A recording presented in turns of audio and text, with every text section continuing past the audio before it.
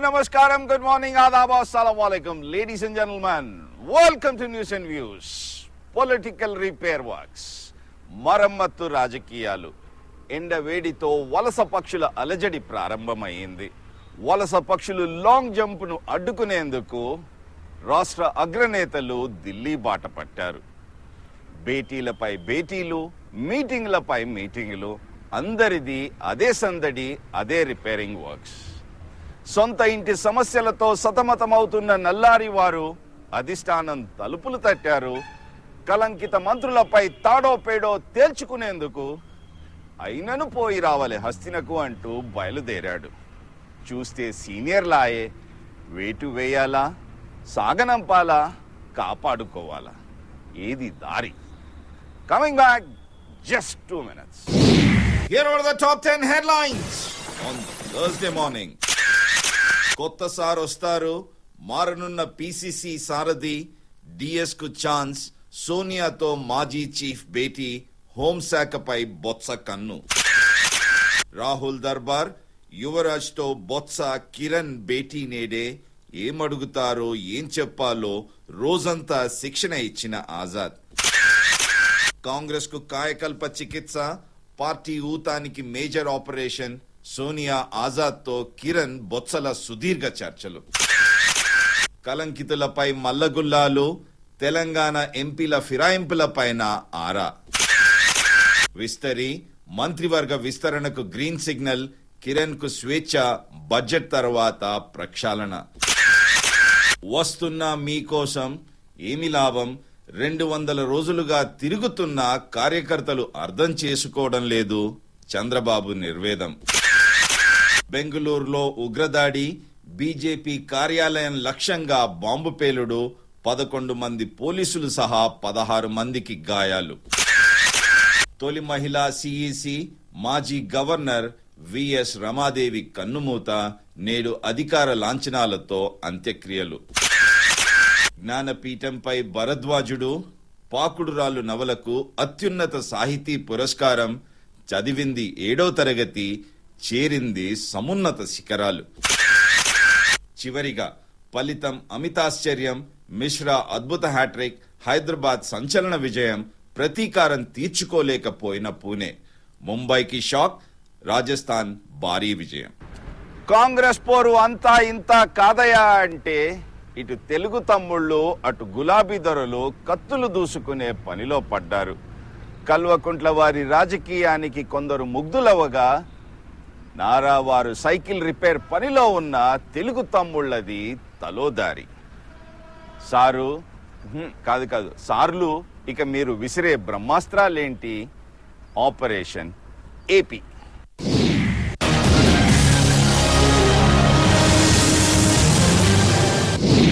రాష్ట్ర అధికార అగ్రనేతలు హస్తినలో హడావిడి, కలంకిత మంత్రులను కాపాడుకుంటూ వస్తారా? కఠినంగా వ్యవహరించి సాగనంపుతారా? అసమ్మతి సెగలు ఆర్పేందుకు కేబినెట్ కు కొత్త రూపునిస్తారా? కిరణ్ సార్ ప్రయోగించే బ్రహ్మాస్త్రమేంటి? హస్తం అధిష్టానం అడుగులెటువైపు? ఒక్కరు కాదు, ఇద్దరు కాదు, దాదాపు 1 డజన్ మంది అమాత్యులపై అవినీతి ఆరోపణలు బహిర్గతమయ్యాయి. అంతేగాక దానం దాదాగిరిపై కేసు నమోదు చేయాలని నాంపల్లి కోర్టు పోలీసులను ఆదేశించింది. ఇప్పటికే ఛార్జీలతో ఛార్జ్షీట్లో చేరిన మంత్రులపై కోర్టులు ఏ విధంగా స్పందించనున్నాయోనన్న గుబులు సర్కారును పట్టి పీడిస్తూనే ఉంది. కోర్టుల్లో తీర్పు కలిసి రాకపోతే సమస్య మరింత జటిలమవుతుంది. ఎన్నికల సమయంలో ఇలాంటి తంటాలు కొని తెచ్చుకోవడం పార్టీకి అంత శ్రేయస్కరం కాదు. అంతేగాక 10 ఏళ్ల కాలంలో ప్రభుత్వంలో ఉన్న పార్టీకి యాంటీ ఎస్టాబ్లిష్మెంట్, పాలనా వ్యతిరేకత తప్పదు. ఇలాంటి సమయంలో గూడు చెదరకుండా కాపాడుకునేదెలా? ఇప్పటికే రాష్ట్ర మంత్రివర్గం బందిపోటు దొంగల్లా మారిందని ప్రధాన ప్రతిపక్షం దాడికి దిగింది. కిరణ్ సారు పాటించే చాణక్య నీతి ఏంటి? వ్యూహాత్మకంగానే పరోక్షంగా రాజన్నపై దాడికి దిగారా? అలా తప్పు పట్టకపోతే మంత్రులను కాపాడుకోలేరా? కలంకిత మంత్రులను కాపాడుకు రావటంలోని రహస్యమేంటి? కారెక్కేందుకు సిద్ధమైన నాయకులను దారికి తెచ్చుకునేదెలా? పాత నీరు పోతే కొత్త నీరు వస్తుందన్న నాయకులకు వలసల కాలంలో కరువు తప్పదా? జనాకర్షక పథకాలతో జజ్జనక జనారే అనిపిస్తున్న నల్లారి వారికి రాబోయేవి అన్నీ శుభశకునములేనా, లేక ముళ్లపీఠంపై కష్టాలు మొండిగా ఎదుర్కోక తప్పదా? కిరణ్ సార్ విసిరే బ్రహ్మాస్త్రమేంటి?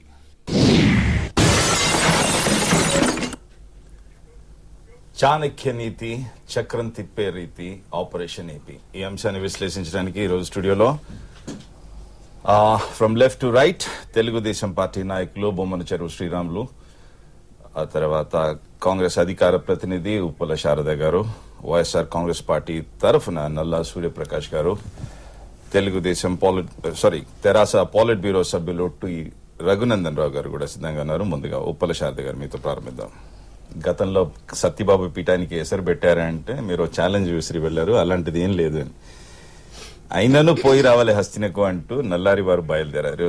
ఈరోజు అన్ని పేపర్లలో చూస్తుంటే కొత్త సార్ వస్తారు అన్న విధంగా ఉంది. ఢిల్లీ రాయబారం ఎటుదారి తీయనుంది, అన్ని మంచి శుభశకునములైన. మీరు ఢిల్లీ వెళ్ళడం అనేది యాక్చువల్గా ప్రతిసారి కూడా ఎవ్రీ 3 months ఏమేం చేశారు, ఇక్కడ పరిస్థితులు ఎలా ఉన్నాయి, రాష్ట్రంలో మన ఉన్న ప్రజా ప్రయోజనాలన్నీ ఎలా జరుగుతున్నాయి, మనం పెట్టిన పథకాలన్నీ ఎలా నడుస్తున్నాయి, ఇటువంటి రిపోర్ట్స్ అన్ని వెళ్తూ ఉంటాయి. అదే రకంగా అక్కడ ఉన్న సెంట్రల్ మినిస్టర్స్ నాయకులు వెళ్తేనే రిపోర్ట్స్ వెళ్తాయి. నాయకులు పర్సనల్ గా రిపోర్ట్స్ తీసుకుని వెళ్లి అక్కడ ఉన్న సెంట్రల్ గవర్నమెంట్ లో మనం ఏమేమైతే మనం అప్లికేషన్స్ పెట్టాము, ఇంకా మనకు ఏమన్నా రావాల్సినవి ఉన్నాయా, మనం ఇచ్చిన అప్లికేషన్స్ ఏమైనాయి, ఇవన్నీ కూడా కన్సాలిడేటెడ్ గా ఇవన్నీ చూసుకోవడానికి ప్రతిసారి చీఫ్ మినిస్టర్ గారు వెళ్ళడం జరుగుతుంది. పిసిసి అధ్యక్షులు కూడా దాంతో పాటు వెళ్ళడం జరుగుతుంది. కన్సర్న్ మినిస్టర్స్ వెళ్ళడం జరుగుతుంది. ఆ రకంగానే కొంతమంది మినిస్టర్స్ ని కలవడం జరుగుతుంది. అదే రకంగా ఆజాద్ కి ఒక రిపోర్ట్ ఇస్తారనమాట. ప్రతిసారి ఇక్కడ జరుగుతున్న వ్యవహారాలు ఎలా ఉన్నాయి, ఈ పథకాలు ఎలా నడుస్తున్నాయి, ప్రజల్లో పవర్ ఏ రకంగా మనం ఈ ప్రాబ్లం ని తట్టుకుంటున్నామో అదే రకంగా వాటర్ ఏంటి, ఇంకా రాబోయే ఎలక్షన్స్ ఉన్నాయి, పంచాయతీ ఎలక్షన్స్ కానివ్వండి, లోకల్ బాడీ ఎలక్షన్స్ ఉన్నాయి, ఇవన్నిటినీ కూడా ఎలా తట్టుకోవాలి. దాంతో పాటు ఈ రోజు ఏదైతే ఒక జగన్మోహన్ రెడ్డి గారి ప్రతాపం వల్ల మినిస్టర్లు అందరూ కూడా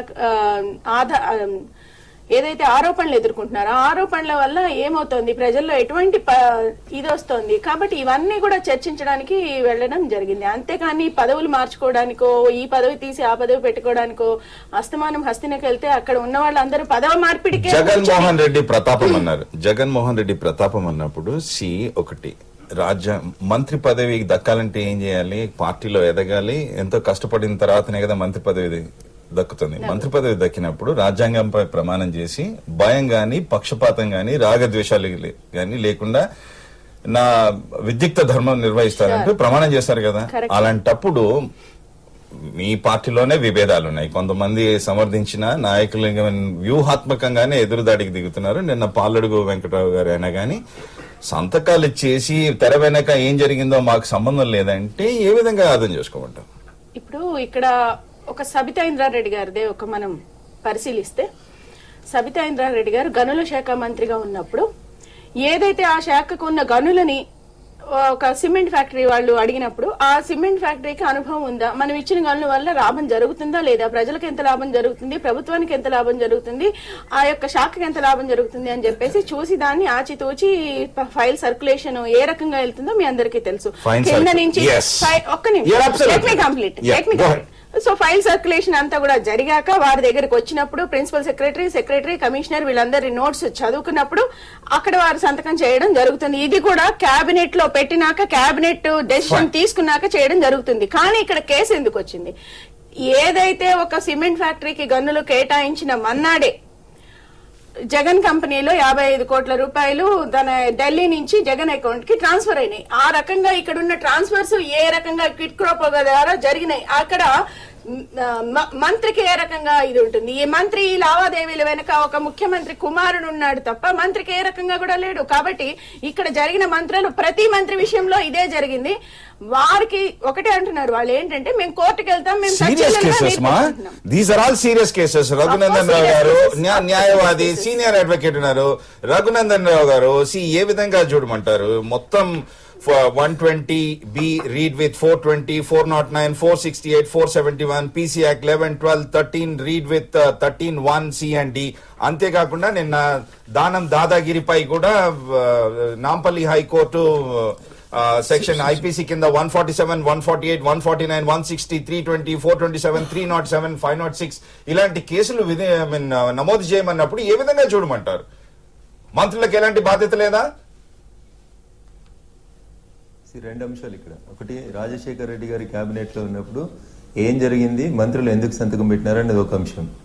రెండవది, పార్థసారథి గారు కావచ్చు, దానం నాగేందర్ గారు కావచ్చు, మంత్రి పదవులు స్వీకరించిన తర్వాత, స్వీకరించే కంటే ముందు వారి ప్రవర్తనలు ఏ రకంగా ఉన్నాయి, వారి మీద ఎందుకు కేసులు నమోదవుతున్నాయి అనేటువంటి రెండు వేరు కోణాల్లో చూడాలి. సోదరి శారద గారు మాట్లాడుతూ ఏం చెప్తా ఉన్నారంటే, సబితా ఇంద్రారెడ్డి గారు సంతకం పెట్టినటువంటి ఫైలు మొత్తం సర్క్యులేట్ అయి వచ్చిన తర్వాత, అందరు సంతకాలు పెట్టిన తర్వాత సబితా ఇంద్రారెడ్డి గారు సంతకం పెట్టినారని చెప్తా ఉన్నారు. ఇక్కడ వారు గమనించాల్సింది ఏంటంటే, జయలక్ష్మి మినరల్స్ అనేటువంటి కంపెనీకి ఒక గనుల లీజునిస్తూ 3 నెలల తర్వాత దీనిని దాల్మియా సిమెంట్స్ అనేటువంటి కంపెనీకి మార్చాలి అనేటువంటి సబ్ క్లాజ్ ఒకటి దాంట్లో పెట్టిన తర్వాత సబితా ఇంద్రారెడ్డి గారు దాని మీద సంతకం పెట్టారు. జయలక్ష్మి మినరల్స్ కి ఇవ్వడాన్ని నేను తప్పు పట్టట్లేదు. ఒక్క నిమిషం శారద గారు, ఒక్క నిమిషం దయచేసి. జయలక్ష్మి మినరల్స్ కి ఎందుకు ఇచ్చిండ్రో నేను అడగట్లేదు. జయలక్ష్మి మినరల్స్ నుంచి 3 నెలల తర్వాత దాల్మియా సిమెంట్స్ కి ఎందుకు ఇవ్వాలి, ఈ సబ్ క్లాస్ పెట్టడం వల్ల ఈ దాల్మియా సిమెంట్స్ కు కలిగేటువంటి లబ్ధి ఎంత అనేది ఏం తెలియనంత అమాయకంగా మంత్రి గారు సంతకం పెట్టినారు అని అనుకుంటే ఇంకా దానికి ఇంకొక అవకాశం లేదు. వారు ఇంకొక మాట అన్నారు, ఒక ముఖ్యమంత్రి కొడుకుగా ఉన్నటువంటి జగన్మోహన్ రెడ్డి గారికి ఆ మరుసటి రోజు 55 కోట్ల రూపాయలు ఢిల్లీ నుంచి ఆయన అకౌంట్ లోకి డబ్బులు వచ్చినాయని చెప్పినారు. మనం ఒకటి గమనించాలి, మంత్రిగా మీరు ఆ ఫైల్ సంతకం పెడితేనే ఆ మరుసటి రోజు అక్కడి నుంచి డబ్బులు ట్రాన్స్ఫర్ అయినాయని మీరు అంగీకరిస్తా ఉన్నారు. అట్లాంటప్పుడు ఆ జయలక్ష్మి మినరల్స్ అనేటువంటి సంస్థకి మనం 3 నెలలే ఎందుకు ఇవ్వాలి, 30 సంవత్సరాలు ఎందుకు ఇవ్వకూడదు, లేదా డైరెక్ట్ దాల్మియా సిమెంట్స్ కి డైరెక్ట్ గా ఎందుకు ఇవ్వకూడదు అనే లీగల్ పొజిషన్ అడగకుండానే మంత్రి గారు సంతకం పెట్టినారని అనుకునేంత అమాయకులైతే రాష్ట్ర కేబినెట్ లో ఎవరు లేరు. ఒక్క నిమిషానికి ఎవరైనా ఉన్నారని అనుకున్నప్పటికీ కూడా తప్పు తెలిసి చేసినా తెలియక చేసినా తప్పు తప్పేది.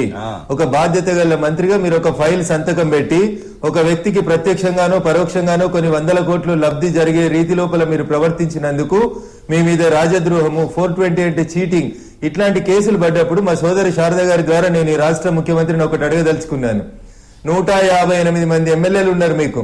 ఈ 8 మంది మంత్రులు తీసేసి అందుకెళ్ళి ఆ 150లకెళ్ళి మీకు నచ్చిన వాళ్ళను రాజశేఖర రెడ్డి గారు, రోషయ్య గారి తర్వాత మీరు అబ్సల్యూట్ గా క్లీన్ చీట్ ఉందని కిరణ్ కుమార్ రెడ్డిని ఎట్లా పెట్టుకున్నారో అట్లే 150 మందిలకెళ్ళి 8 మంది కొత్త వాళ్ళని పెట్టుకోండి. మంచి రాజకీయాలు అందియండి.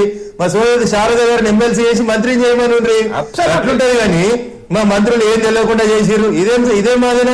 ఎక్కడ నిలుస్తుందండి మీ వాదన? తప్పు చేసిన వాళ్ళని సమర్థించడం కూడా తప్పు అవుతుంది సోదరి. ఇక్కడ ఒక్క నిమిషం నేను కూడా ఆన్సర్ చేస్తాను. ఏంటంటే ఇక్కడ వారు ఏదైతే అంటున్నారో 3 months తర్వాత ఇవ్వడం జరిగింది అని, ఎక్కడైతే వారికి ఈ గనులు శాంక్షన్ అయినాయో వారు నో అబ్జెక్షన్ సర్టిఫికేట్ ఇచ్చి వారు కోరడం జరిగింది, మాకు శాంక్షన్ అయినాయి 3 నెలల తర్వాత వారికి ఇవ్వండి అని. వారి కోరిక మీద మాత్రమే ఇది జరిగింది. కానీ ఈ కోరికలు ఎలా జరుగుతున్నాయి, ఈ సిమెంట్ ఫ్యాక్టరీకి ఏం లబ్ధి పొందుతుంది, దానికి ఏం లబ్ధి జరుగుతుంది, ఒక శాఖలో ఎన్నో సంవత్సరాల నుంచి గనులని ఇవ్వడం జరుగుతుంది కాబట్టి ఆ రకంగానే ఇచ్చారు తప్ప ఈ 3 నెలల తర్వాత ఏం జరుగుతుందో, లేకపోతే వీళ్ళకిస్తే ఏం జరుగుతుంది, వాళ్ళకిస్తే ఏం లాభం జరుగుతుంది, ఇది ఒక్క కేసే కాదు, ప్రతి ఒక్క కేసులో కూడా జగన్మోహన్ రెడ్డి ఒకటి నేను ఇంకొక విషయం చెప్పదలుచుకున్నా. ఏ మంత్రి కూడా ఈ రోజు మేం పదవి పట్టుకొని వేలాడతాము, మాకు పదవే కావాలి అని చెప్పటం లేదు. మేం రిజిగ్నేషన్ చేస్తాము, కానీ ప్రభుత్వం కూడా ఆలోచించి ఆమోదం దొరకలేదు. సీఎం గారు అంటే కేబినెట్ సమిష్టి బాధ్యత లేకుండా జారీ చేశారా? అదే అందుకనే అంటున్నారు కేబినెట్ సహచరులందరూ కూడా వారిని నిన్నటి దాకా ఏం వాదించారు? కేబినెట్ సమిష్టి బాధ్యతతోనే ఈ రోజు సమిష్టి బాధ్యత కాబట్టి సుప్రీం కోర్టులో సుధాకర్ రెడ్డి అని న్యాయవాది 26 జీవోలను క్వశ్చన్ చేసేంత వరకు మీరు పెదవి విప్పలేదు. ఆయన అక్కడ ఆ జారీ చేసి ఒక్క నిమిషం ఆ కేసు ఫైల్ అయిన తర్వాత దాని తర్వాత సమిష్టి బాధ్యతతోనే చేసామన్నారు. సమిష్టి బాధ్యత చేసినప్పుడు కొన్ని పదాలు కూడా తొలగించారు. క్యాప్టివ్ మైనింగ్ ని కూడా తీశారు. అంటే మంత్రి గారికి తెలియదా? క్యాప్టివ్ మైనింగ్ పదాన్ని తీసి ఉంటే ఇది తప్పు అని చెప్పలేరా? ఒక జీవో పాస్ చేసేటప్పుడు కింద సెక్షన్ ఆఫీసర్ నుంచి మంత్రి దాకా వెళ్తుంది. మంత్రి తర్వాత ఎన్నో మార్పులు చేర్పులు జరిగింది. అలాంటప్పుడు మంత్రికి బాధ్యత లేదంటే ఏ విధంగా చూడమంటారు? ఇక్కడ ఒక విషయం కూడా నేను చెప్తానండి. మంత్రులు ఐఏఎస్ గాని రాజ్యాంగాన్ని క్షుణ్ణంగా చదువుకునే వారు కాదు. మంచి చెడు నిర్ణయించడానికి ఏదైతే ఐఏఎస్లు ఇచ్చిన నోటు మీద ఆధారపడి దాన్ని చదువుకొని తర్వాత కేబినెట్ లో విశ్లేషించి ఆ కేబినెట్ ద్వారా దేశం తీసుకుంటారు తప్ప ఇప్పుడు తనంతటి తన దేశం తీసుకుంటే తప్పకుండా అది వారికి తప్ప. Principal secretary to then chief minister YS Rajasekhara Reddy garu ఆయన అన్నాడు, ఇవన్నీ వీళ్ళకి తెలిసి చేసినాయంటే మరి ఇంకా తప్పు పట్టకపోతే ఇంకెవరిని తప్పు పట్టాలి? ఎవరిని తప్పు పెట్టాలి అంటే అన్ని రకాల పద్ధతులు తెలిసి రాజ్యాంగం తెలిసి ఈ రకంగా ఒక జగన్మోహన్ రెడ్డి ఏ రకంగా అయితే లబ్ధి పొందాడో ఆయనను తప్పు పట్టాలి తప్ప ఎక్కడ ఉన్న ప్రిన్సిపల్ సెక్రటరీలు కానివ్వండి ఒక రాజ్యాంగబద్ధంగా వెళ్ళి అక్కడ ఉన్న గన్నును కేటాయించినప్పుడు ఏ రకంగా అయితే ఇక్కడ ఒక విషయాన్ని కూడా నేను చెప్పదలుచుకున్నాను. ఏ మంత్రి ఈ రోజు పదవి పట్టుకొని వేలాడటానికి రెడీగా లేరు. ఒక్క సోనియా గాంధీ గారు కాపాడుకుంటా ముఖ్యమంత్రి గారు తన అబ్జర్వేషన్స్ లో తన ఎంక్వైరీలో ధర్మానా గారు రాజీనామాకు కట్టుబడి ఉన్నారు కదా. ఏ రోజైతే చార్జ్ షీట్ ఫైల్ అయిందో ఆ రోజు అనేది కాపాడుకుంటూ వచ్చింది ఎవరు?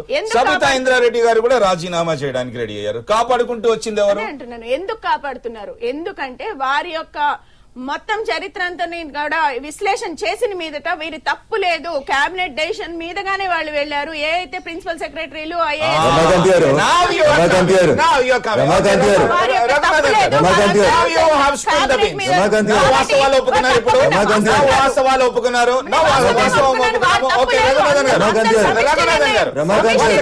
రఘునాథన్ గారు రమాకాంత్ గారు, this is not the way. ఒకటి వారు గారు సోదరి శారద గమనించాల్సింది ఏంటంటే సిబిఐ అనేటువంటిది ఒక ఇండిపెండెంట్ ఏజెన్సీ అని మీరే గొప్పలు చెప్తా ఉన్నారు. నిష్పక్షపాతంగా విచారణ జరుగుతుంది అని చెప్పినారు. ఆ ఏజెన్సీ ఒక 80 మంది విట్నెస్ని ఎగ్జామిన్ చేసింది.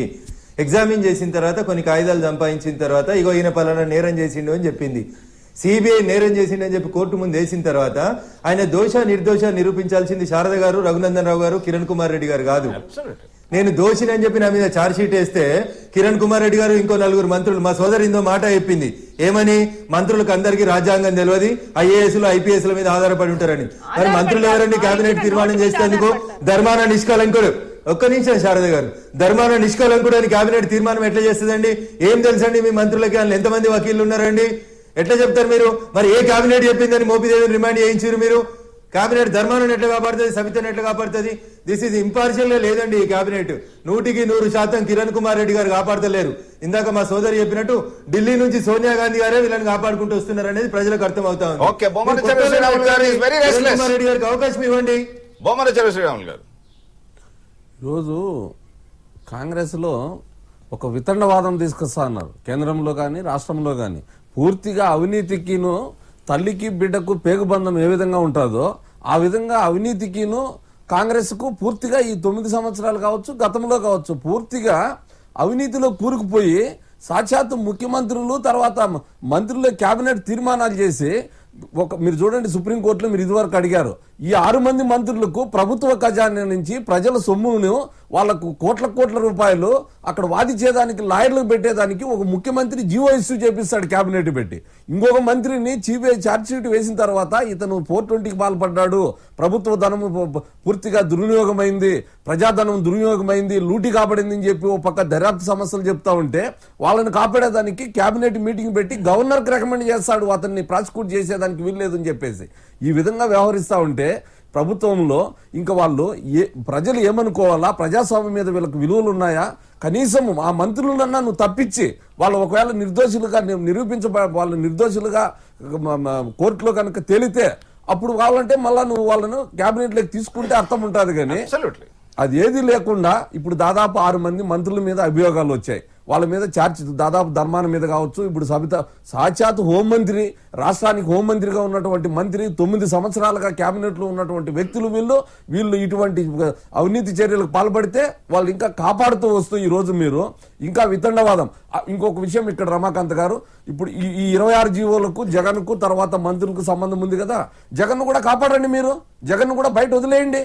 ఇప్పుడు ఈ మంత్రులు మీరు ఎప్పుడైతే మీరు ఈ విధంగా డెసిషన్ తీసుకుంటున్నారో మంత్రుల మీద వీళ్ళకేం సంబంధం లేదు, వీళ్ళు తెలిసి సంతకాలు పెట్టలేదు, ఇక్కడ పొరపాటు జరిగింది. ఇంద్రారెడ్డి ఏం చెప్తారు? సబితా ఇంద్రారెడ్డి గారు ఓబులాపురం క్యాప్టివ్ మైనింగ్ లో నాకు తెలియకుండా సంతకం పెట్టినానంటది. తర్వాత ఇప్పుడు గనుల్లో దాల్మియా సిమెంట్ మీద ఇంకా పెన్నా సిమెంట్ కానీ ఇతరత్ర వచ్చేటువంటి కంపెనీల మీద తెలియకుండా సంతకం పెట్టినానంటది. తెలియకుండా కాదండి, అవునండి, హోంమంత్రి చెప్పారు రికార్డు ఉంది, తెలీదు నేను పొరపాటున పెట్టానని కూడా అన్నారు. వాళ్ళు రికార్డు ఉంది, ఒప్పుకున్నారు. ప్రభుత్వ ఉత్తర్వు జీవో అంటే ప్రభుత్వ ఉత్తర్వు ఎంతో ఆచితూచి వేల కోట్లకు సంబంధించి ప్రజల సొత్తు గనులకు సంబంధించినటువంటి వ్యవహారాల్లో మీరు తెలియకుండా సంతకాలు పెడతారా? అటువంటి వ్యక్తులు కేబినెట్ లో ఉండొచ్చా? మీరు ఇటువంటి వ్యక్తులను ప్రోత్సహిస్తారు? మీరు ఒక పని చేయండి, నిమ్మగడ్డ ప్రసాద్ వదిలేయండి, జగన్మోహన్ రెడ్డి కూడా తీర్మానం చేయండి కేబినెట్ లో. అతన్ని ఎందుకు లోపల పెడతారు, వీళ్ళు ఎందుకు బయట పెడతారు? మీరు ఇప్పుడు దానికి సంబంధించినటువంటి అంశాలే కదా ఈ కేసులన్నీ వచ్చింది. అతను కూడా వదిలేయండి మీరు. అది లేకుండా ఎంతసేపు కోర్టు మీద చెప్పడము. Once again what is your objection? Suryaprakash గారు మీ దగ్గరకు వస్తున్నాను. 2 సంవత్సరాల సర్క్యులేషన్ తర్వాత అనేక అంచెలంచెలుగా ఫైల్ సర్క్యులేషన్ వచ్చినాక ఆ నోట్ ఫైల్ చదివి అక్కడ ఏ రకంగా కూడా అన్యాయం కానీ అధికారం జరగలేదు. ఇక్కడ ఒకటే కేసు చూడండి, అధికారులను కూడా బాధ్యత చేశారు కదా అధికారులు. ఒక వ్యవస్థలో మేము ఒప్పుకుంటాం ఏంటంటే తెలిసి చేసినా తెలియక చేసినా తప్పే అని చెప్పి మేడం గారు కాపాడుకోవడం తెలిసి ఇప్పుడు మీరు పని చేయండి, వాళ్ళని డ్రాప్ చేయండి. వాళ్ళు క్యాబినెట్ చేయకుండా దొంగల చేతికి తాళం ఇచ్చినట్లు వాళ్ళని మళ్ళీ కాపాడుతూ క్యాబినెట్ తీర్మానం చేస్తే వాళ్ళ గురించి ఆమె డిఫెండ్ చేసుకోవాలి వాళ్ళ పార్టీని. నిజాలు చెప్తాం ఏంటంటే ప్రభుత్వ జీవోల్లో ఏ రకంగా కూడా అసంబద్ధంగా గానీ అన్యాయంగా గానీ అధర్మంగా గానీ ప్రభుత్వ జీవోలు ఏమాత్రం లేవు. ఇక్కడ సిబిఐ చెప్పేది ఏంటంటే జీవో అయిన వెంటనే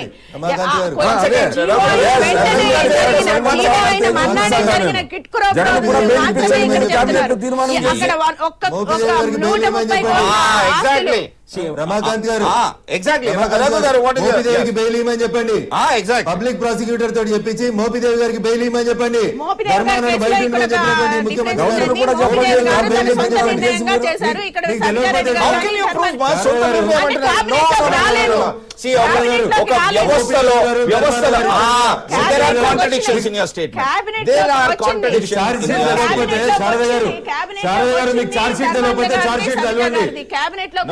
You read the charge sheet. Mara exactly. Raghugar anadi na దగ్గర charge sheet ఉంది. Charge sheet చదవండి. Yeah. రమాకాంత్ గారు go ahead. రమాకాంత్ గారు ఒక్క నిమిషం శారద గారు నాగమని నేను చెప్తాను. మోపిదేవి గారి మీద వచ్చినటువంటి ఆరోపణలు, ధర్మాన గారి మీద వచ్చినటువంటి ఆరోపణలు, వ్యాన్ పిక్ పోర్ట్స్ కి సంబంధించినటువంటి ఆరోపణలు, పోర్ట్ అనేటువంటి పదం తీసి ప్రాజెక్ట్ అనేటువంటి పదం పెట్టి రాష్ట్ర రెవెన్యూ శాఖ మంత్రిగా ఉన్నటువంటి ధర్మాన ప్రసాదరావు గారు జీవో ఇష్యూ చేస్తే ధర్మాన ప్రసాదరావు గారిని కాపాడమని కేబినెట్ సంతకం పెడుతుంది. మోపిదేవిని జైల్లో పెట్టమని చెప్పి ముఖ్యమంత్రి చెప్తాడు. అలా సిబిఐ ఆఫీస్ కి తీసుకుపోయి బలవంతంగా ఆయనతో రాజీనామా చేపిస్తారు.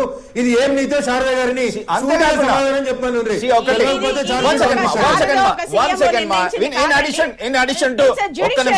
ఒక్క నిమిషం in addition to Raghunandan Rao గారు చెప్పిందల్లా గానీ ఆ రోజు 2 జిల్లాల అధికారులు, ఉన్నతాధికారులు, కలెక్టర్లు వాన్పిక్ పోర్ట్స్ ప్రైవేట్ లిమిటెడ్ కి ఇవ్వద్దు, వాన్పిక్ ప్రాజెక్ట్స్ లిమిటెడ్ కి ఇస్తే ప్రభుత్వం ఆధీనంలో ఉంటుంది అంటూ వాళ్ళు ఆ రోజు స్పష్టం చేశారు. దాన్ని మార్చింది ఎవరు? అంటే మంత్రికి బాధ్యత లేదా? దాన్ని అధికారులు అన్నారు ఈ మాట. రెవెన్యూ మంత్రి అధికారులు అన్నారు ఈ మాట. ప్రాజెక్ట్స్ కు కట్టబెట్టాలి, ఎందుకంటే ల్యాండ్ సీలింగ్ యాక్ట్ ఉంది దాంట్లో, act of 1998 of the land ceiling act.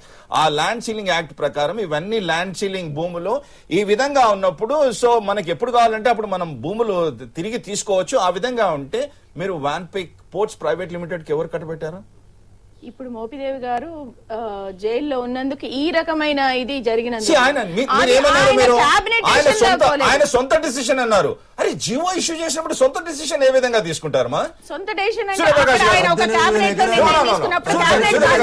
ముఖ్యమంత్రి బాధ్యత ఎక్కడైతే తన సొంతగా అక్కడ జరిగిన అన్యాయానికి ఆయన ఇప్పుడు ఇది ఏదైనా జ్యుడిషియరీ కానివ్వండి, సిబిఐ కానివ్వండి, వాళ్ళ నిర్ణయాలు బట్టి ఇవన్నీ జరుగుతూ ఉంటాయి తప్ప ఇక్కడ ముఖ్యమంత్రి గారు చెప్తానో ఇంకా సోనియా గాంధీ గారు చెప్తానో న్యాయం కాదు.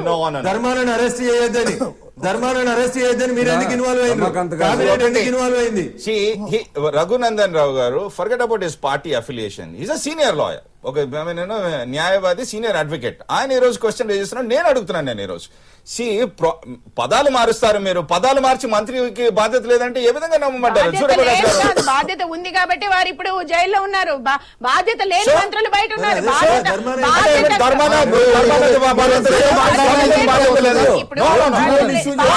నేను ఇక్కడ ఒక విషయం చెప్తానండి, ఒక విషయం చెప్తాను. జీవోల ద్వారా ప్రాబ్లం లేదు, పరిస్థితి కూడా లేదు. ఈ రకంగా మాట్లాడటంలో ఏం అర్థం లేదు. సూర్యప్రకాష్ గారు, ఇవాళ కాంగ్రెస్ పార్టీ పరస్పర విరుద్ధమైనటువంటి ప్రకటనలు చేస్తూ ఉంది.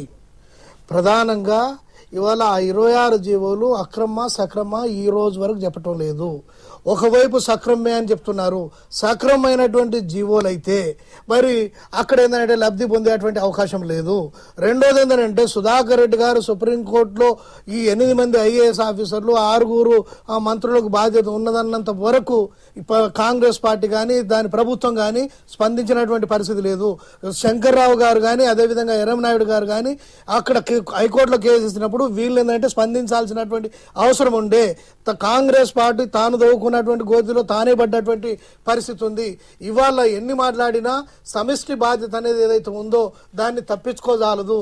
అదేవిధంగా మంత్రులు ఏంటంటే ఒక మంత్రికి ఒక నీతి, ఇంకో మంత్రికి ఇంకో నీతి, అదేవిధంగా జగన్మోహన్ రెడ్డి గారికి ఓ నీతి, అది ఈ ఇతర మంత్రులకు ఓ నీతి అనేది ఏదైతే జరుగుతుందో ఇదంతా కూడా ప్రజలు గమనిస్తున్నటువంటి పరిస్థితి.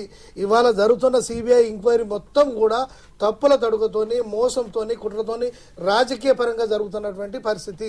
కాబట్టి ఇవాళ ఈ పరిస్థితి ఏంటంటే కాంగ్రెస్ పార్టీ ఖచ్చితంగా మూల్యం చెల్లించుకుంటుంది. ఇవాళ ఏంటంటే ఢిల్లీకి వెళ్ళడానికి ప్రధాన కారణం ఏంటంటే కాంగ్రెస్ పార్టీ అధోగతి పాలన కావటం కోసమే ఇవాళ వెళ్ళడం జరిగింది. డిఎస్కి ఏం సంబంధం ఉందండి?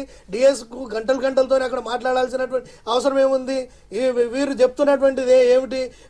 రాష్ట్రంలో జరుగుతున్నటువంటి ఏవైతే ప్రజా ప్రయోజనాలకు సంబంధించినటువంటి అభ్యుదయ కార్యక్రమాలు అమలు జరుగుతున్న తీరును వివరించడానికి అక్కడికి వెళ్ళాను. డిఎస్ గారు అవి వివరించడానికి వెళ్ళారా? ఇవన్నీ కూడా ఇవాళ ఏంటంటే కాంగ్రెస్ పార్టీ తాను దోకున్న గోతిలో తానే పడ్డది. ఒకవైపు జీవోలు సక్రమని అంటుంది, మరోవైపు ఏంటంటే జగన్మోహన్ రెడ్డి గారికి వ్యతిరేకంగా మాట్లాడుతూ ఉంది. ఇదంతా కూడా ప్రజలు గమనిస్తున్నటువంటి పరిస్థితి. ఖచ్చితంగా కాంగ్రెస్ పార్టీ చేస్తున్నటువంటి ఈ కుట్రల్ని ప్రజలు అర్థం చేసుకుంటున్నారు. ఈ రోజు నేను ఒక్క విషయం చెప్తానండి. జగన్మోహన్ రెడ్డి గారు 2004కు ముందు ఆయన ఆస్తిపాస్తులు ఆయన 10 లక్షలు కూడా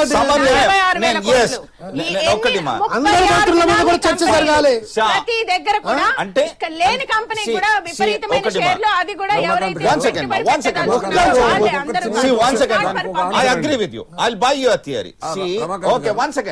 బొమ్మన శ్రీరాములు గారు, ఓకే 2004 నుంచి 2009 దాకా జగన్మోహన్ రెడ్డి పార్లమెంట్ సభ్యుడి ఆస్తుల గురించి మీరు అడుగుతున్నారే, అలాంటప్పుడు ఓకే మీకు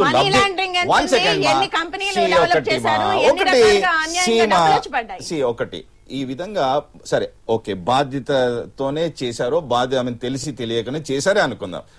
ఆ విధంగా ఉన్నప్పుడు జగన్మోహన్ రెడ్డి ఆస్తులు 2004 నుంచి 2009 దాకా ఉన్నారే 75 మంది పేర్లు ఉన్నాయి సిబిఐ ఛార్జ్ షీట్ లో, ఫస్ట్ ఎఫ్ఐఆర్ ఇన్ఫర్మేషన్ లో. ఆ విధంగా ఉన్నప్పుడు మొత్తం అందరి ఆస్తులు తీద్దాం. ఎలక్షన్ అఫిడవిట్ లో మీరు ఇస్తారు కదా, ఎలక్షన్ అఫిడవిట్ లో తీశారు కదా. మీరు ఆయన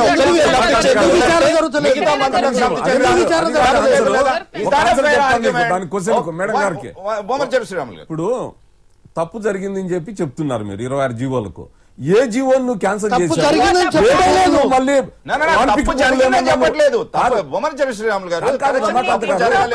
అదే అదే చెప్తున్నా కదా మేడం గారు, ఈడీ ద్వారా మనీ లాండరింగ్ జరిగింది, ఆయన తప్పు చేశారు. మీకు బాధ్యత లేదా? మీరు హిందూ ప్రాజెక్ట్ ని క్యాన్సిల్ చేశారా? లేపాచి నాలెడ్జ్ హబ్ ను క్యాన్సిల్ చేశారా? బ్రాహ్మణి స్టీల్ కి ఇచ్చిన సెజ్జులు క్యాన్సిల్ చేశారా? తర్వాత పెన్నా సిమెంట్స్ కి ఇచ్చిన గన్నులు శాంక్షన్ చేశారా? రఘురామ్ సిమెంట్స్ కి ఇచ్చింది క్యాన్సిల్ చేశారా? భారతీ సిమెంట్ కి ఇచ్చింది క్యాన్సిల్ చేశారా? దాల్మియాకి ఇచ్చింది క్యాన్సిల్ చేశారా? తర్వాత వాన్పీక్ భూములు 25 ఎకరాలు కట్టబెట్టారు, దాన్ని క్యాన్సిల్ చేసి ప్రభుత్వం ఏమన్నా మళ్ళీ జప్తు చేసిందా? ప్రభుత్వం ఏమన్నా దాని మీద చర్యలు తీసుకుంటా ఉందా? మీరు కలంకిత మంత్రులను మాత్రం కాపాడేదానికి జీవోలు ఇష్యూ చేస్తారు, కేబినెట్ లో డెసిషన్ తీసుకుంటారు, కేబినెట్ లో అప్రూవ్ చేస్తారు, గవర్నర్ కి పంపించి మళ్ళా ఫైల్ ఎన్నికొస్తే కూడా మళ్ళా పదే బలవంతంగా పంపిస్తారు. మీరు ఎందుకు ఈ రోజు ఇవన్నీ కూడా క్యాన్సిల్ చేయరని చెప్పేదానికి సూటిగా సమాధానం చెప్పమని చెప్పండి. ఓకే శారద బ్రాహ్మణి స్టీల్స్ కి ఉన్న ఇచ్చిందంతా కూడా క్యాన్సిల్ అయిపోయింది. ఎక్కడ? ఏదైతే ఎప్పుడో అయిందండి ఇది. ఎక్కడ జప్తు చేసింది? ఈడీ జప్తు చేసినాక మీరు ఇంతవరకు చేయలేదు ప్రభుత్వము. ఇప్పుడు ఏదైతే ఈడీ చేతుల్లో సిబిఐ చేతుల్లో ఉన్నాయో అవన్నీ కూడా క్యాన్సిల్ అయిపోతాయి. మీరు చెప్పిన లిస్ట్ అంతా కూడా అంటే కోర్టులో ఉంది. కోర్టులో తెలిసిపోయిన తర్వాత మీరు అధికారంలో ఉండి మేము వచ్చేవాళ్ళు ఏదో చేస్తారు, తర్వాత ఎవరో దేవుడు చేస్తాడు అనేది కాదు. ఇప్పుడు బాధ్యత గల ముఖ్యమంత్రిగా మీరు ఉండి ప్రభుత్వంలో ఉండి మీరు ఈ 2 సంవత్సరాలుగా మీరు ఏం చేశారు, ఏమి క్యాన్సిల్ చేశారు, మీరు ఏమి మళ్ళీ తిరిగి ప్రభుత్వం స్వాధీనం చేసుకున్నదో చెప్పండి సూటిగా. అంతేగాని దాన్ని చేస్తాము దీన్ని చేస్తామంటే ఒక్క మాట రమాకాంత్ గారు, ఒక్క మాట అండి. ఇప్పుడు 26 జీవోలు ఏవైతే ఉన్నాయో అవి సక్రమం అన్న తర్వాత అసలు అక్కడ కేసే లేదండి. కేసే లేదు. కేసే లేని దాని మీద రాదంతం జరుగుతా ఉంది. అంటే అవి ఎవరైతే వ్యాపారస్తులు ఉన్నారో వారి నుంచి లంచాలు తీసుకున్న ప్రూఫ్ ఓకే రఘు గారు ఓకే మాకు తెలియక మేము సంతకాలు పెట్టాం. Let's go with that argument. Sharada గారు she has to defend our party. She is making every effort to defend our party. సంతకాలు చేశారన్న తర్వాత ఒకటి ఆయనకు ఆస్తులు వచ్చాయి 2004 నుంచి 2009 వరకు ఎక్కడ లేని ఆస్తులు వచ్చాయంటే మరి మిగతా మంత్రుల మాట ఏంటి, మిగతా అధికారుల మాట ఏంటి? రఘుభాయ్ నా క్వశ్చన్ స్ట్రైట్ రమాకాంత్ గారు, 26 జీవోలు అక్రమమైన అంటున్నారా సక్రమమైన అంటున్నారా? సక్రమమైన అంటే ఒక్క నిమిషం సార్, ఒక్క నిమిషం. 26 జీవోలు సక్రమం అయితే అర్జెంటుగా సిబిఐ ప్రాసిక్యూటర్ గారికి ఒక అఫిడవిట్ తయారు చేసి మా మోపిదేవి గారు తప్పు చేయలేదు, ఆయనకు వెంటనే బెయిల్ ఇవ్వండి అని చెప్పి ప్రభుత్వమే సిబిఐ ప్రాసిక్యూటర్ గారికి చెప్పి ఒక అఫిడవిట్ వేయించి ఈ రోజు బెయిల్ ఇప్పిమని చెప్పండి. ఇకపోతే వారు రెండో ఆరోపణ చేసినారు. ఏమని? జగన్మోహన్ రెడ్డి గారు అక్రమంగా 2004 నుంచి 2009 మధ్యలో అక్రమ ఆస్తులు సంపాదించుకున్నారని చెప్పి. రైట్, జగన్మోహన్ రెడ్డి గారిని ప్రాసిక్యూట్ చేయడానికి మీరు ఆరోపిస్తున్నటువంటి ఆరోపణ 26 జీవోలే శారద గారు. కాబట్టి ఒక నాణ్యానికి 2 కోణాలు ఉన్నట్టు మీరు ఒకవైపు జీవోలు సక్రమం అని చెప్తూ ఆ లబ్ధి పొందినటువంటి పెట్టుబడిదారులు వెళ్ళి జగన్మోహన్ రెడ్డి గారికి డబ్బులు ఇచ్చినారని చెప్తూ 2 కాంట్రడిక్టరీ స్టేట్మెంట్స్ చెప్పడం వల్ల కాంగ్రెస్ పార్టీ పరిస్థితి ఏంది అనేది మీరు ఇబ్బందికరమైనటువంటి పరిస్థితిని ఎదుర్కోవాల్సి వస్తుంది. దయచేసి సుప్రీంకోర్టు ఏ రకంగానైతే 2G కుంభకోణాన్ని డైలీ పర్యవేక్షించిందో అట్లే హైకోర్టు కూడా ఈ కేసుని డైలీ పర్యవేక్షించాలని నిన్న ఒక రిట్ పిటిషన్ పడింది. ఆ రిట్ పిటిషన్ పడిన తర్వాత ఏం జరుగుతుంది అనేది సోదరి శారద గారు గమనించాలి. సుప్రీంకోర్టు ఏమడిగిందంటే టెలికాం కుంభకోణం విషయంలో 3 వాయిదాలలో ఇంకా రాజా అనేటువంటి వ్యక్తి ఆ శాఖకు మంత్రిగా కొనసాగుతున్నారా అని సుప్రీంకోర్టు 3 అడ్జర్న్మెంట్లు అడిగిన తర్వాత తప్పనిసరి పరిస్థితులలో సిబిఐ రాజా గారిని అరెస్ట్ చేసి జైల్లో పెట్టింది. రేపు హైకోర్టు ఈ కేసును తనే సుమోటో కిందనో లేదా ఒక న్యాయవాద సోదరుడు వేసిన పిటిషన్ మీదనో తనే పర్యవేక్షించినట్లయితే రేపు హైకోర్టు అడుగుతుంది ఇంకా సబితా ఇంద్రారెడ్డి గారు, ధర్మాన ప్రసాదరావు గారు, భవిష్యత్తులో ఛార్జ్షీట్ పడబోతున్న పొన్నాల లక్ష్మయ్య గారు, కన్నా లక్ష్మీనారాయణ గారు మంత్రులుగా ఎట్లా కొనసాగుతున్నారు అని అడిగితే అప్పుడు మీరు రిమాండ్ చేస్తారా? సోనియా గాంధీ గారు నాకు పర్మిషన్ ఇస్తలేరు కాబట్టి నేను కలంకిత మంత్రుల్ని నా కేబినెట్ లో కొనసాగిస్తున్నాను అని చెప్పి కిరణ్ కుమార్ రెడ్డి గారు వచ్చి హైకోర్టులో అఫిడవిట్ ఇవ్వాల్సినటువంటి దుస్థితిని తీసుకొస్తుందా కాంగ్రెస్ పార్టీ? ఓకే, మీరన్నట్టు కనిములిని గాని రాజాని గాని కోర్టుకు అప్పచెప్పారు, జైల్లో జీవితాన్ని గడిపారు తప్ప కాంగ్రెస్ పార్టీ సోనియా గాంధీ ఏ రకంగా కూడా ఎక్కడ కూడా రక్షించిన దాఖలాలు లేవు.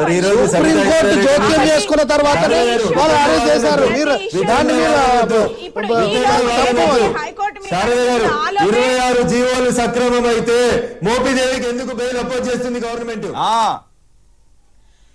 26 జీవోలు సక్రమం అయితే మోపిదేవికి బెయిల్ ఇవ్వొద్దని ఎందుకు మీకు తెలుసు ఎంతో మంది ఇక్కడ ఉన్న విట్నెస్లు ఉంటారు. ఆ విట్నెస్లు అందరినీ కూడా కూలంకషంగా పరిశీలించాలి. విట్నెస్ లో తేలాగా ఇంకా ఎంత మందిని ఈ రకంగా కేసు జరుగుతున్నప్పుడు మీకు బెయిల్ ఇవ్వడానికి అనేక రకాల అంశాలు ఉంటాయి. అది ఒక్క అంశమే కాదు. ఛార్జ్ షీట్ వేసిన తర్వాత బెయిల్ ఖచ్చితంగా కాంట్రడిక్షన్, పొంతన లేని వాదన. బెయిల్ ఎందుకు దొరకటం లేదండి? రమాకాంత్ గారు, శారద గారు మీకు తెలియకపోతే నేను ఒక లీగల్ అంశం చెప్తాను. జగన్ అంశం పక్కన పెట్టండి. ఛార్జ్ షీట్ వేసిండ్రంటేనే విచారణ పూర్తి అయింది. సాక్షులందరినీ విచారించినము. ఇగో సూర్యుడు ఇది చెప్పిండు, జన్నత్ హుసేన్ ఇది చెప్పిండు, రమాకాంత్ రెడ్డి ఇది చెప్పిండు అని చెప్పి 82 మంది సాక్షుల సాక్ష్యాన్ని తీసుకొచ్చి సిబిఐ కోర్టు ముందు పెట్టిండ్రు. పెట్టిన తర్వాత అందులో ఎవరి సాక్ష్యాన్ని కూడా తారుమారు చేయడానికి అవకాశం లేదు. ఇంకా ఎందుకు మోపిదేవికి బెయిల్ ఇవ్వద్దు అని చెప్పి సిబిఐ వాదిస్తుంది. Exactly. మోపిదేవి మీద మీకు అంత కక్ష ఎందుకో చెప్పండి. ఎగ్జాక్ట్లీ.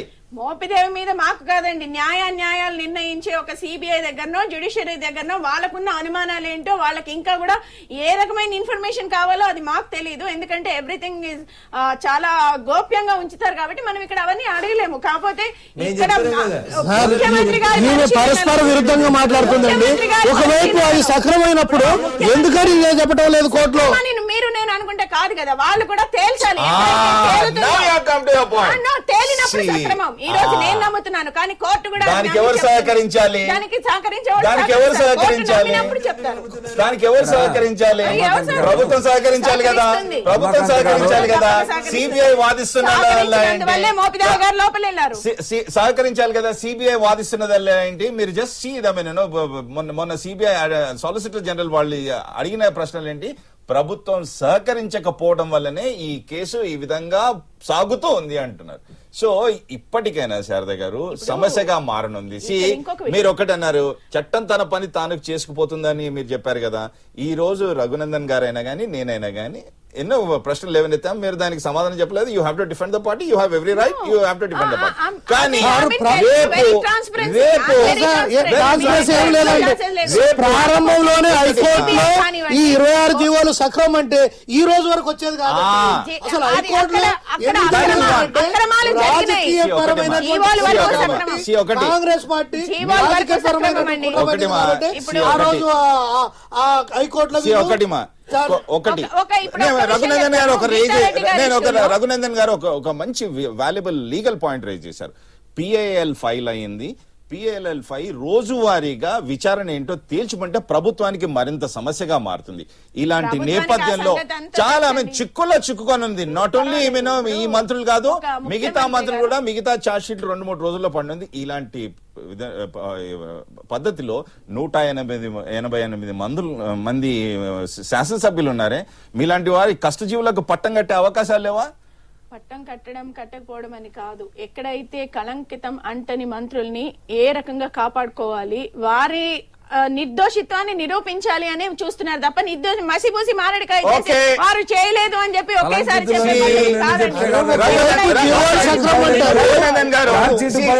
దర్యాప్తు పూర్తి అయిపోయింది.